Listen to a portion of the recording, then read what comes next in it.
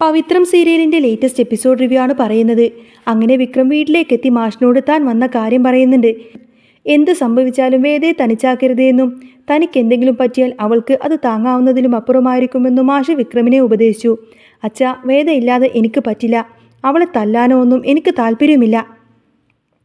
സന്തോഷിന്റെ കയ്യിൽ ശ്രീലക്ഷ്മിയെ ഏൽപ്പിക്കണം. പറ്റുമെങ്കിൽ 2 ദിവസത്തിനുള്ളിൽ തന്നെ എനിക്ക് തിരിച്ചു പോകണമെന്ന് വിക്രം മാഷിനോട് മനസ്സ് തുറക്കുന്നു.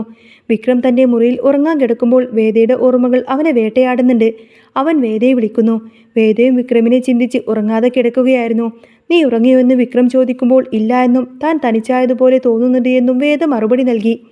നിങ്ങൾ ഇവിടെ ഉണ്ടായിരുന്നപ്പോൾ നമ്മൾ വഴക്കിട്ടതും തല്ലുകൂടിയതൊക്കെ എനിക്ക് ഓർമ്മ വരുന്നുണ്ട് എന്നും എത്രയും പെട്ടെന്ന് തന്നെ നിങ്ങൾ ഇങ്ങോട്ടേക്ക് തിരിച്ചു വരണമെന്നും പറയാണ് വേദ. എനിക്കും നിന്നെ കാണാൻ കൊതിയാവുന്നു വേദ. നിന്റെ ചിരിയും സംസാരമൊക്കെ വല്ലാതെ മിസ് ചെയ്യുന്നുണ്ട് എന്ന് വിക്രം ചിരിച്ചുകൊണ്ട് പറഞ്ഞു.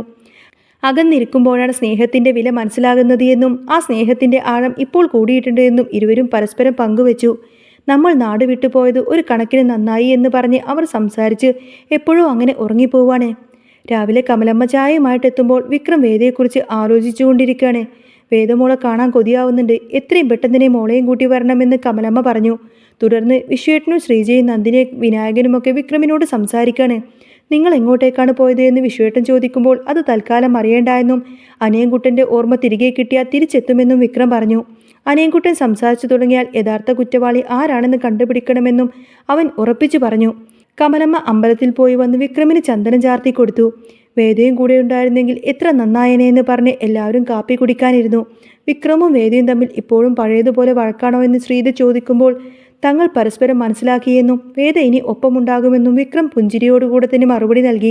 ഇത് കേട്ട് നന്ദിനി വിനായകനോട് പറയുന്നുണ്ട്. വേദ വിക്രത്തെ വശത്താക്കിയിരിക്കുന്നുവെന്നും അവൾ അവന് ജീവനാണെന്നും പിറുപിറുത്തു.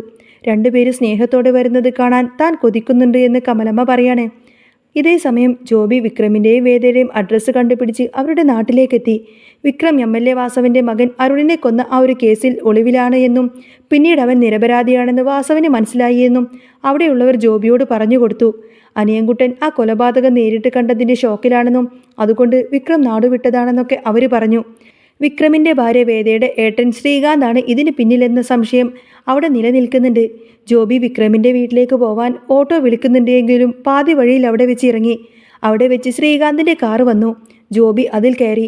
താൻ വേദയുടെ ഏട്ടനാണ് എന്ന് ശ്രീകാന്ത് പറയുമ്പോൾ ജോബിക്ക് കാര്യങ്ങളൊക്കെ ഏകദേശം മനസ്സിലായി. വിക്രം ഇടുക്കിയിലാണ് എന്നും തൻ്റെ ജോലി പോവാൻ കാരണം അവനാണെന്നും ജോബി ശ്രീകാന്തിനോട് പറഞ്ഞു. വിക്രമിനോട് പ്രതികാരം ചെയ്യാൻ താൻ ശ്രീകാന്തിനെ സഹായിക്കാമെന്നും പകരം പണവും ജോലിയും വേണമെന്നും ജോബി ആവശ്യപ്പെട്ടു. വേദയുടെ നമ്പർ കൊടുത്ത് ജോബി വിശ്വസ്തത തെളിയിക്കാൻ നോക്കുന്നുണ്ടെങ്കിലും വിക്രത്തിന്റെ ഫോൺ സ്വിച്ച് ഓഫ് ആയതിനാൽ ശ്രീകാന്ത് അവനെ വിശ്വസിക്കുന്നില്ല. വിക്രം വേദയെ വിളിച്ച് കമലമ്മയോട് സംസാരിച്ചു. വേദയുടെ ശബ്ദം കേട്ട് കമലമ്മ കരയാണ്. നീ എൻ്റെ മോനെ രക്ഷിച്ചവളാണ് എന്നൊക്കെ പറഞ്ഞുകൊണ്ട് തന്നെ കമലമ്മ വേദയെ ഇങ്ങനെ പുകഴ്ത്തി സംസാരിച്ചു. വേദ വിക്രമിനെ സ്നേഹിക്കുന്നത് കണ്ടുകൊണ്ട് തന്നെ എല്ലാവർക്കും ഒരുപാട് സന്തോഷമായി. തുടർന്ന് വിക്രം സന്തോഷിന്റെ അരികിലേക്ക് പോയി. ശ്രീലക്ഷ്മിയുടെ നമ്പറിൽ നിന്നും വിളിക്കാണ്. താൻ സന്തോഷിന്റെ സുഹൃത്താണ് എന്നും സന്തോഷ് ഇടുക്കിയിലുണ്ടെന്നും അവനെ കാണാൻ വരാൻ തയ്യാറാണോ എന്നും ചോദിച്ചു.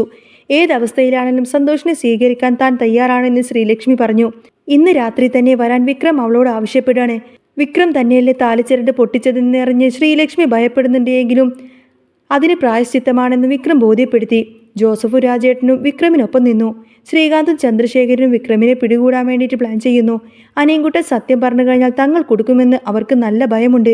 ദർശൻ ഇവരുടെ സംസാരം കേട്ട് വിക്രമിനെ സഹായിക്കാൻ തീരുമാനിച്ചു. ദർശൻ വിക്രമിനെ വിളിച്ച് കാര്യങ്ങളൊക്കെ പറഞ്ഞു. ശ്രീകാന്തിന്റെ ഗുണ്ടകൾ വിക്രമിനെ തടയാൻ ശ്രമിക്കുന്നുണ്ടെങ്കിലും അവരെ തല്ലി തോൽപ്പിച്ചുകൊണ്ട് തന്നെ വിക്രം ശ്രീലക്ഷ്മിയുടെ അടുത്തേക്ക് എത്തുന്നു. ദർശൻ കാണിച്ചു കൊടുത്ത ആ ഒരു സുരക്ഷിത പാതയിലൂടെ വിക്രം ശ്രീലക്ഷ്മിയെയും കൂട്ടിക്കൊണ്ട് സന്തോഷിന്റെ അടുത്തേക്ക് യാത്ര തിരിച്ചു. തൻ്റെ ദൗത്യം പൂർത്തിയാക്കി അവരെ ഒന്നിപ്പിക്കാനുള്ള യാത്രയിൽ വിക്രം മുന്നേറുമ്പോൾ ശ്രീകാന്തിനെയും അച്ഛനെയും നിയമത്തിന് മുന്നിൽ എത്തിക്കാനുള്ള ശ്രമങ്ങളും തുടങ്ങുന്നുണ്ടായിരുന്നു. ശ്രീലക്ഷ്മിയുമായി ഇടുക്കിയിലേക്കുള്ള ആ ഒരു യാത്ര വിക്രമിൻ്റെ ജീവിതത്തിലെ ഏറ്റവും വലിയ വെല്ലുവിളിയായിരുന്നു. കാറിൻ്റെ പിൻസീറ്റിൽ വിറങ്ങലിച്ചിരിക്കുന്ന ശ്രീലക്ഷ്മിയോട് വിക്രം പതുക്കെ സംസാരിച്ചു തുടങ്ങി. കുട്ടിക്ക് എന്നോട് ദേഷ്യം കാണും. അന്ന് അമ്പലത്തിൽ വെച്ച് ഞാൻ ചെയ്ത ആ വലിയ തെറ്റ് തന്നെയാണ് ഇന്ന് എനിക്ക് ബോധ്യമുണ്ട്. പക്ഷേ അന്ന് ഞാൻ വെറും ഒരു ഉപകരണം മാത്രമായിരുന്നു. നിങ്ങൾ രണ്ടുപേരെയും ഒന്നിപ്പിക്കുക എന്നത് എൻ്റെ കടമയായി ഞാൻ കാണുന്നു. വിക്രമിൻ്റെ വാക്കുകൾ ശ്രീലക്ഷ്മിയിൽ ചെറിയൊരു ആശ്വാസം നൽകി. അതേസമയം വഴിയിൽ പലയിടത്തും ശ്രീകാന്തിൻ്റെ ആളുകൾ പരിശോധന നടത്തുന്നുണ്ടായിരുന്നു. എന്നാൽ ദർശൻ്റെ കൃത്യമായ നിർദ്ദേശങ്ങളുള്ളതുകൊണ്ട് തന്നെ അവർ പ്രധാന റോഡുകൾ ഒഴിവാക്കി എസ്റ്റേറ്റ് പാതയിലൂടെ മുന്നോട്ട് നീങ്ങി. പുലർച്ചയോടുകൂടെ തന്നെ അവർ ഇടുക്കിയിലെ രാജാക്കാട്ടിലുള്ള ആ ഒരു പഴയ തോട്ടം വീട്ടിലേക്കെത്തി. സന്തോഷ് തൻ്റെ മുറിയിൽ ചാരുകസേരയിൽ ഇരിക്കുകയായിരുന്നു. വാതിൽ തുറന്ന് വിക്രമിനോടൊപ്പം ശ്രീലക്ഷ്മി അകത്തേക്ക് വരുന്നത് കണ്ട് സന്തോഷ് വിശ്വസിക്കാനാവാതെ അവിടെ നിന്നും എഴുന്നേൽക്കാൻ ശ്രമിച്ചു. തളർന്ന കാലുമായി നിലത്തേക്ക് വീഴാൻ പോയ സന്തോഷിനെ ഓടിച്ചെന്ന് ശ്രീലക്ഷ്മി താങ്ങി പിടിച്ചു. ആ മുറിയിൽ സ്നേഹത്തിൻ്റെ തേങ്ങലുകൾ മാത്രം ബാക്കിയായി. വർഷങ്ങൾ നീണ്ടു നിന്ന കാത്തിരിപ്പിന് ഒടുവിൽ അവർ ഒന്നാവുകയായിരുന്നു. വിക്രം പുറത്ത് മാറി നിന്ന് ആ ഒരു കാഴ്ച കണ്ട് സംതൃപ്തിയോടുകൂടെ പുഞ്ചിരിച്ചു. കുറച്ചു കഴിഞ്ഞ് വേദയും അങ്ങോട്ടേക്കെത്തി. സന്തോഷിനെയും ശ്രീലക്ഷ്മിയെയും കണ്ടപ്പോൾ വേദയുടെ കണ്ണുകൾ നിറഞ്ഞൊഴുകി. ഇനി ആരും നിങ്ങളെ വേർപിരിക്കില്ല എന്ന് വേദ അവർക്ക് ഉറപ്പു നൽകി. പക്ഷേ സന്തോഷം അധികമൊന്നും തന്നെ നീണ്ടു നിന്നില്ല. ജോബി നൽകിയ വിവരങ്ങൾ വെച്ച് ശ്രീകാന്തും സംഘവും അങ്ങോട്ടേക്ക് പാഞ്ഞെത്തി. തോട്ടം വീട് വളഞ്ഞ ഗുണ്ടകൾ വിക്രമിനോട് ശ്രീലക്ഷ്മിയെ വിട്ടുതരാൻ ആക്രോശിച്ചു. എന്നാൽ ഇത്തവണ വിക്രം തനിച്ചായിരുന്നില്ല. ദർശൻ അയച്ച പോലീസ് സംഘം അങ്ങോട്ടേക്ക് നിലയുറപ്പിച്ചിരുന്നു. പോലീസിനെ കണ്ട് ഗുണ്ടകൾ ചിതറിയോടി. ശ്രീകാന്ത് രക്ഷപ്പെടാൻ ശ്രമിച്ചുവെങ്കിലും വിക്രം അവനെ തടഞ്ഞു നിർത്തി. ഇനി നിന്റെ കളി നടക്കില്ല ശ്രീകാന്തേ, നീ ചെയ്ത ഓരോ പാപത്തിനും മറുപടി പറയേണ്ടി വരുമെന്ന് വിക്രം ഗർജിച്ചു. ആ സമയം അനിയൻകുട്ടൻ്റെ മുറിയിൽ നിന്നും ഒരു അത്ഭുതം സംഭവിച്ചു. ബഹളങ്ങൾക്കിടയിൽ അനിയൻകുട്ടന് ബോധം തെളിഞ്ഞു. തൻ്റെ ആദ്യത്തെ വാക്ക് ഉച്ചരിച്ചു. കൊലയാളി ശ്രീകാന്ത്, അതെ ഞാൻ കണ്ടു. ശ്രീകാന്ത് പുളിക്കനെ കൊല്ലുന്നത് ഞാൻ കണ്ടു എന്ന കാര്യം അനിയൻകുട്ടൻ അങ്ങ് വിളിച്ചു പറഞ്ഞു. അനിയൻകുട്ടൻ്റെ മൊഴിയോടുകൂടെ തന്നെ ശ്രീകാന്തും ചന്ദ്രശേഖരും നിയമത്തിൻ്റെ പിടിയിലായി. വിക്രം നിരപരാധിയാണ് എന്ന് ലോകം അറിഞ്ഞു. മാസങ്ങൾക്ക് ശേഷം സന്തോഷിൻ്റെ കാലുകൾക്ക് ശസ്ത്രക്രിയ നടത്തി മാറ്റം വന്നു തുടങ്ങി. ശ്രീലക്ഷ്മി അവന് തണലായി കൂടെ നിന്നു.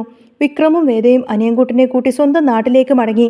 കമലത്തിൻ്റെയും മാഷിൻ്റെയും അനുഗ്രഹത്തോടു കൂടെ തന്നെ അവർ ആ പഴയ വീട്ടിൽ സ്നേഹത്തോടെ ഒന്നിച്ച് ജീവിച്ചു തുടങ്ങി. പ്രതികാരത്തിൻ്റെ പാത ഉപേക്ഷിച്ച് സ്നേഹത്തിൻ്റെ പുതുവഴിയിലൂടെ വിക്രം തൻ്റെ പ്രിയപ്പെട്ട വേദിയുടെ കൈപിടിച്ച് നടന്നു. അങ്ങനെ പവിത്രത്തിൽ ഇനി വരാൻ പോകുന്ന നല്ല സൂപ്പർ അടിപൊളി ത്രില്ലിംഗ് എപ്പിസോഡുകളൊക്കെ തന്നെയാണ്. നിങ്ങൾക്ക് ഈ ഒരു ചാനൽ ഇഷ്ടമാവുകയാണെങ്കിൽ സബ്സ്ക്രൈബ് ചെയ്യാനും സപ്പോർട്ട് ചെയ്യാനും മറക്കല്ലേ. നെക്സ്റ്റ് വീഡിയോ ആയിട്ട് വരാം. ബൈ.